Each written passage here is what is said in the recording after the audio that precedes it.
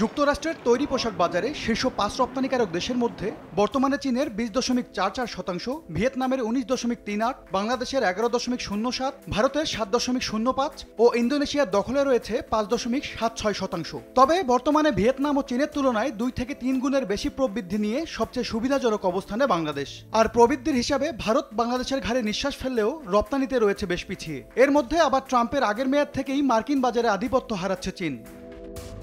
উদ্যোক্তারা বলছেন, ট্রাম্পের নতুন শুল্ক নীতিতে বাংলাদেশ থেকে পিছিয়ে পড়বে ভিয়েতনাম। আর চীনা পণ্যে শুল্ক কম হলেও পোশাকের ভিন্নতার কারণে বাজার হারানোর খুব একটা শঙ্কা নেই বাংলাদেশের। শুল্কের হিসেবে ভারত ইন্দোনেশিয়া ভালো অবস্থানে থাকলেও পিছিয়ে রয়েছে উৎপাদন সক্ষমতায়। চায়নার উপর এইটা ছাড়াও অন্য বাণিজ্য যুদ্ধও কিন্তু থাকবে, ফলে চায়নার রপ্তানিটা অবশ্যই কমলে একটা গ্যাপ তৈরি হবে। সেই জায়গাটাতে একটা সম্ভাবনা আমাদের তৈরি হবে। আমরা যে ধরনের পোশাক তৈরি করি, ভারতও অনেকটা ওই ধরনের পোশাকই তৈরি করে।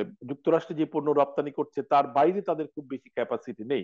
সো নতুন করে খুব বেশি অর্ডার তারা কালকেই নিতে পারবে, এটা আমি মনে করছি না। তবে চড়া শুল্কের কারণে যুক্তরাষ্ট্রের বাজারে হোঁচট খেতে পারে বাংলাদেশের মোট রপ্তানি আয়, এমন আশঙ্কা সামনে রেখেই নীতি কৌশল সাজানোর পরামর্শ অর্থনীতিবিদদের। তুলনামূলকভাবে প্রতিযোগিতার পরিবেশের দিক থেকে যদি আমরা চিন্তা করি যে কার কাছ থেকে নিলে কত শুল্ক পড়বে, তাহলে বাংলাদেশেরটা হয়তো কিছুটা কম পড়বে। কিন্তু আবার একই সাথে আমরা যদি আবার ভারত বা পাকিস্তান যদি ধরি, তারা কিন্তু আবার 10%-এর মতো আমাদের থেকে কম শুল্ক দিয়ে ঢুকবে। কারোর কাছ থেকে বেশি আমরা প্রতিযোগিতার সম্মুখীন হব, কারোর কাছ থেকে হয়তো তুলনামূলকভাবে কম।